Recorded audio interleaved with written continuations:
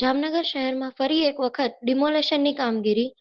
Ward number 10 માં આવેલ બચુનગર વિસ્તારમાં સવારથી જ દબાણ હટાવવાની કાર્યવાહી શરૂ કરવામાં આવી છે. જામનગર મહાનગરપાલિકાની ટીમ દ્વારા ડિમોલેશન હાથ ધરાયું. બચુનગર વિસ્તારમાં આવેલ વાઘેર સુન્ની મુસ્લિમ જમાતનું જમાતખાનું તોડી પાડવામાં આવ્યું. આ કાર્યવાહી પહેલા સ્થળ પર પોલીસનો કડક બંદોબસ્ત ગોઠવવામાં આવ્યો હતો. કાયદો અને વ્યવસ્થા જળવાઈ રહે તે માટે પોલીસના ઉચ્ચ અધિકારીઓ પણ સ્થળ પર હાજર રહ્યા. મહાનગરપાલિકાના અધિકારીઓ અને સ્ટાફ દ્વારા દબાણ દૂર કરવાની કામગીરી સતત ચાલુ રાખવામાં આવી. ડિમોલેશન દરમિયાન કોઈ અનિચ્છનીય બનાવ ના બને તે માટે સંપૂર્ણ તકેદારી રાખવામાં આવી. સ્થાનિકોમાં આ કાર્યવાહી અંગે ચર્ચા અને ચકચાર જોવા મળી.